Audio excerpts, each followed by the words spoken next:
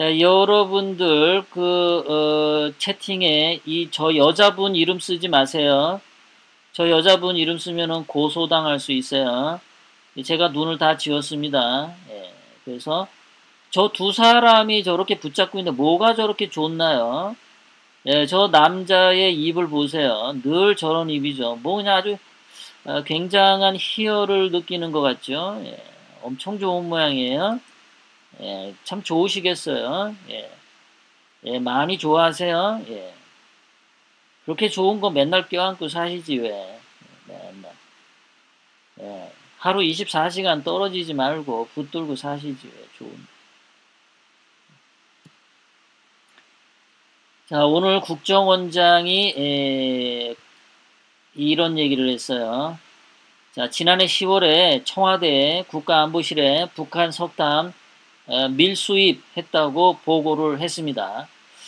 예, 여러분 북한 석탄 수입입니다. 반입 아니고요.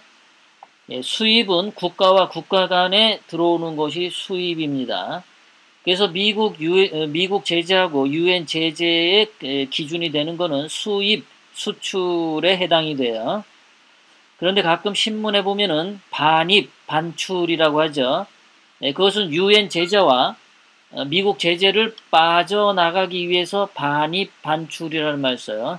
반입, 반출은 국가와 국가 간의 거래가 아니라 같은 내부자 거래를 반입, 반출이라 그래요. 엄마가 가지고 있는 돈을 아들에게 줬어요. 그럼 반출입니다. 그런데 엄마가 가지고 있는 돈을 옆집 아이에게 돈을 줬어요. 그러면 수출 이런 식으로 되는 거예요. 그래서 북한 석탄은 밀수입이 정확한 용어입니다. 반입 정확한 용어 아니에요. 그래서 문재인 임종석 정권이 북한 석탄에서 법적으로 빠져나가기 위해서 반입했다. 자꾸 그딴 소리예요. 반입했다. 그거 틀린 말이고 수입입니다. 자, 어쨌든 국정원장이 작년 10월에 청와대에 보고했다 그랬어요. 저는 오늘 이 기사를 보고서 무슨 생각이 들었냐면은 이 국정원장이 야, 위기 탈출하는구나. 자, 그 바닷가에서 배가 침몰하려면 쥐새끼가 먼저 알고 뛰어내린다고 하죠. 배에서. 국정원장이 나중에 구속될까봐 미리 저렇게 보고를 하네요. 그래서 문재인은 처음에는 거짓말 했었죠. 북한 석탄 수입에 대해서 외국에서 뭐라고 하니까 몰라. 처음 듣는 말이야. 뭐 그런 비슷한 얘기를 했죠. 확인해 볼게. 뭐 이랬어요. 그러다 미국 유하고 유엔 쪽에서 계속 증거가 나오니까 그때서야 뭐 국익에 도움이 안 된다. 헛소리하고 미국과 공조가 다 되고 있다. 또 거짓말하고 또 모든 것들이 공개되고 있다. 또 거짓말하고 그랬죠. 이 국정원장이 오늘 이야기를 한 걸 보고서 저는 문재인 그 정부 밑에서 중요 직책을 갖고 있는 자들이 문재인으로부터 탈출하고 있다라는 사인을 제가 여기서 봅니다. 이 말이 이제 국정원장이 저런 보고를 할 때 분명히 이러한 보고는 미국의 트럼프 대통령과 유엔 안보리의 보고가 들어갑니다. 그래서 문재인이 확실히 거짓말했다는 것을 이것을 토대로 해서 문재인을 가만두지 않겠다라고 하는 의혹을 더 불태우게 되는 거죠. 국정원장이 확실하게 문재인의 뒤통수에 한 대 갈겼습니다. 예.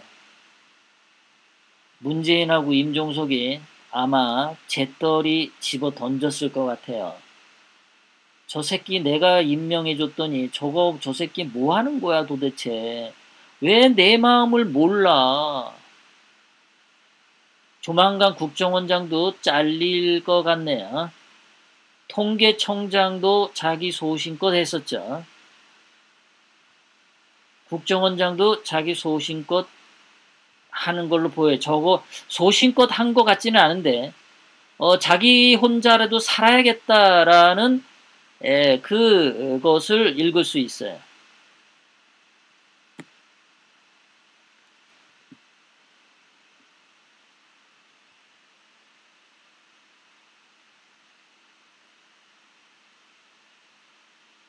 예, 소정님 그런 것 같아요. 아부도 지친 것 같은가 봐요.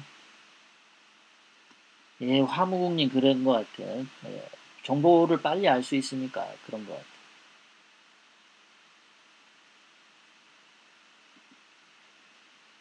자, 트럼프 대통령이 한 며칠 지난 거지만 트럼프 대통령님이 이제 이런 얘기를 했죠.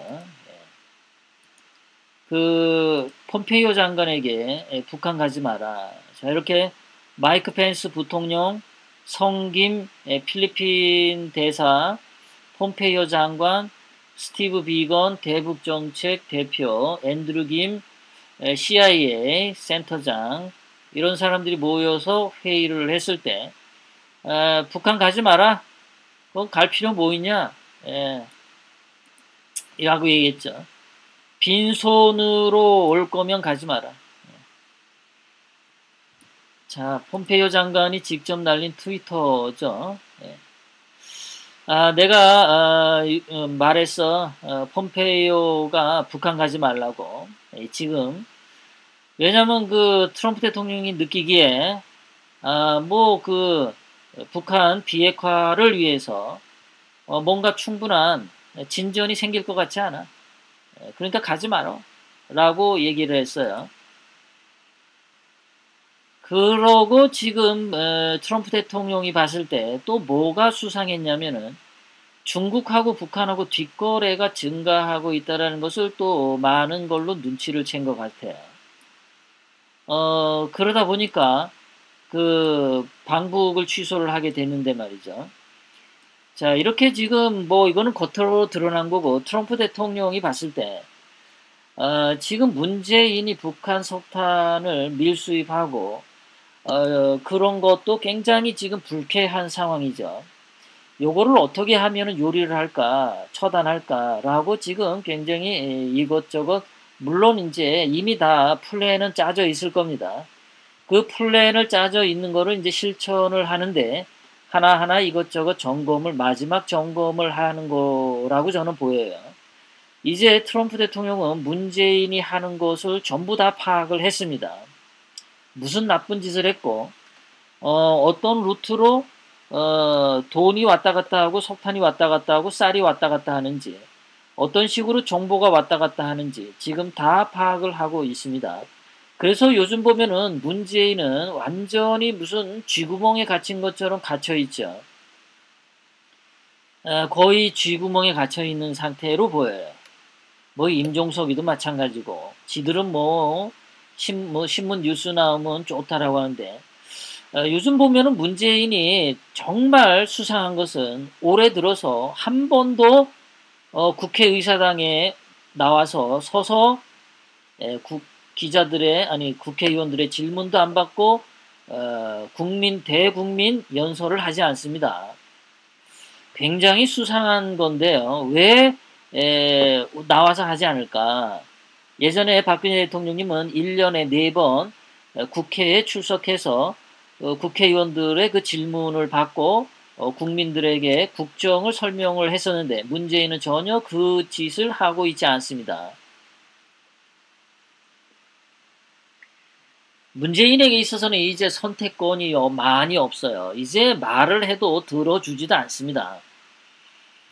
제가 볼 때에는 트럼프 대통령이 옥죄는 상태에서 풀어주지 않으려고 지금 가고 있는 것 같아요. 미국의 11월 달에 지금 한 2달 남았죠. 중간선거. 2달만 지나면 2달인가요? 예, 그렇죠. 2달 지나면 아마 본격적으로 문재인 관련해서 아니면 그 전에도 정말 용서할 수 없는 납득할 수 없는 이상한 짓을 하면은 트럼프 대통령은 중국에게 강하게 무역 전쟁에서 관세 폭탄을 때리는 것처럼 북한과 문재인에게도 아마도 과격하게 때릴 거로 예상이 됩니다. 자, 이렇게 폼페이오 장관이 방북을 하지 않게 되니까 문재인에게는 급좌절이 왔습니다. 자, 8월 말에 폼페이오 장관이 북한을 방북하게 되면 북한의 구구절이 축제가 되겠죠. 그런데 폼페이오 장관이 가지 않음으로 인해서 북한의 구구절이 의미가 퇴색됐고 남북 정상회담도 거기에 기초해서 하려고 그러는데 그것도 나가리가 됐죠. 그것을 기초로 해서 유엔에서 종전선언도 할까 했는데 이 스케줄이 다 나가리가 됐어요. 문재인이 빡치고 열딱지가 나는 상황이 이렇게 벌어진 겁니다.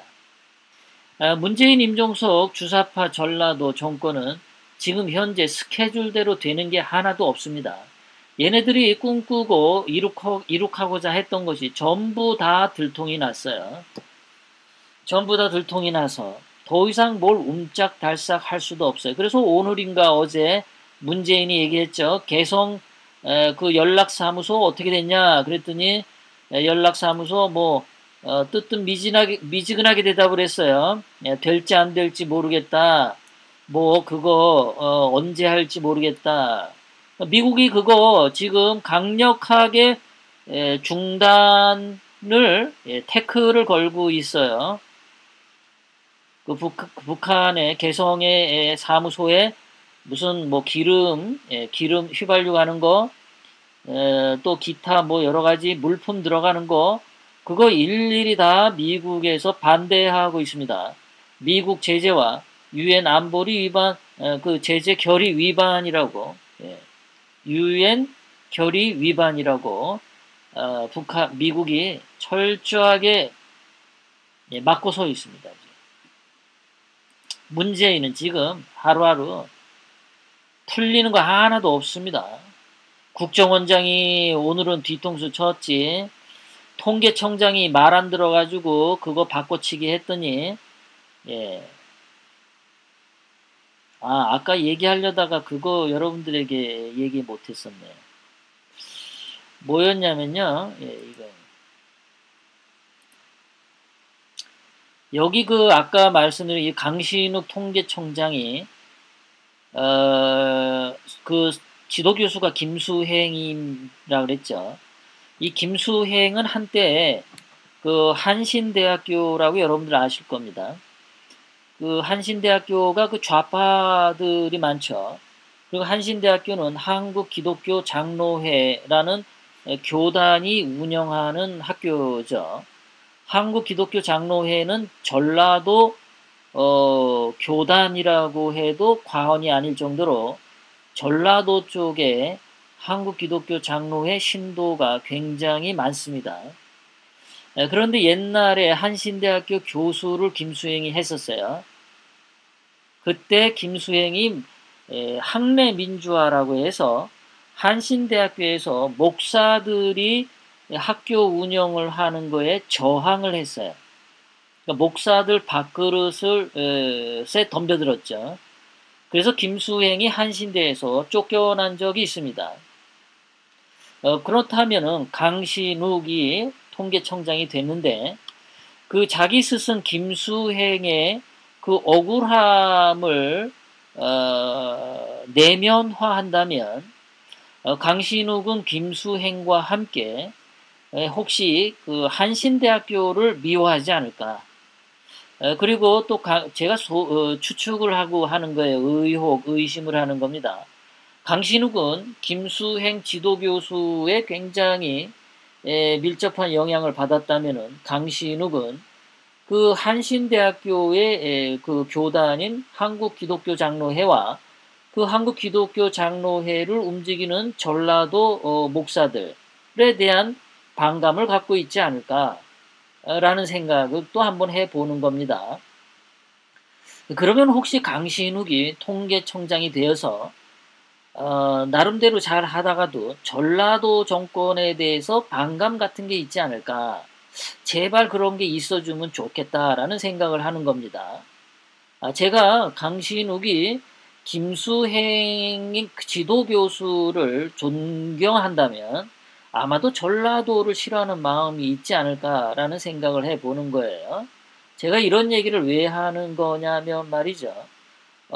강신욱은 혹시라도 좌파이긴 한데 전라도를 싫어하는 좌파는 아닐까라고 생각을 하는 거예요.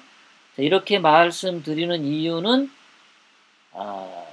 임종석, 장하성 전라도 애들이 강신욱이를 염려하고 걱정하고 거리를 두고 갈구라는 거죠.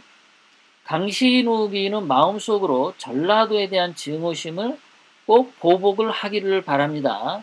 여러분, 제가 무협지 쓰는 거예요. 지금 무협지 쓰는 거고 강신욱과 그 장하성 간에 이간질을 시키는 겁니다, 여러분. 제가.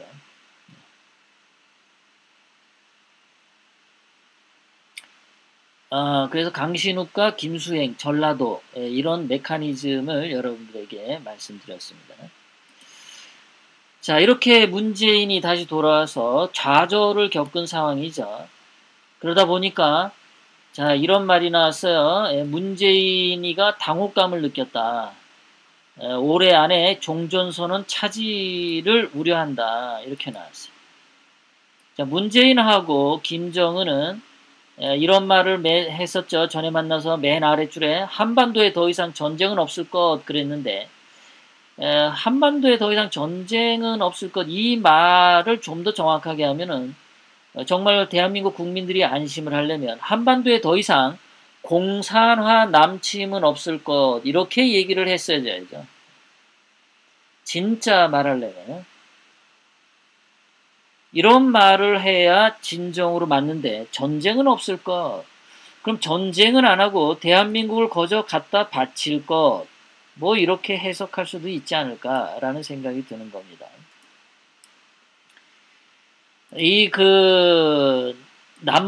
개성의 남북 연락 사무소에 대해서 청와대에 있는 애들이 화딱지가 더럽게 났어요, 이 새끼들. 화딱지가 나가지고 한 말이 보면 이러죠. 남북 사무소는 주권의 문제인데 왜 일일이 미국 허락받아야 하나. 그러면 2007년도에 문재인이 북한 김정일 허락받고 유엔에서 북한 인권 결의안 기권한 거, 그거는 어떻게 생각하냐? 미국 허락받는 거는 싫고 북한 허락받는 거는 괜찮냐? 야, 그때 송민순 외교부 장관이 회고록에 그런 거 썼잖아. 그리고 미국 허락을 받아야 하나? 허락이냐? 상의지, 대화지. 니네들은 맨날 대화, 소통 그랬잖아. 그러면 개성의 남북 사무소는 소통의 문제지. 그게 무슨 주권의 문제야. 너 이름 뭐야, 너? 시커멓게 해가지고. 너 이 새끼 이름 대봐, 너. 이름이 뭐야, 너 이 새끼야. 쌍놈의 새끼야. 이 빨갱이 새끼야. 북한한테는 허락받아도 되고 미국하고는 소통하면 안 돼? 미친 새끼야. 자, 김의겸이가 또 얘는 맨날 무슨 귀신 씨나라 까먹는 소리 같은 걸 잘해요. 큰 물줄기가 도도하게 흘러가는데 큰 걸림돌이라 생각 안 는다. 개성에 남북 사무소 설치하는 거에 대해서 큰 물줄기가 도도하게 흘러. 큰 물줄기가 뭔데, 의겸아? 공산혁명? 그게 큰 물줄기야? 그런 거야? 큰 걸림돌은 뭔데? 하여간 이 작자들은 왜 말을 분명하게 안 하는지 모르겠어요. 자, 우리 여론조사에 물어봤더니 이 남북한 종전에 대해서 어떻게 생각하냐? 그랬더니 91%가 종전선언 반대한다고 나왔습니다. 자, 이것은 한국경제신문의 여론조사인데요. 91%의 사람들이 종전선언을 반대를 했습니다.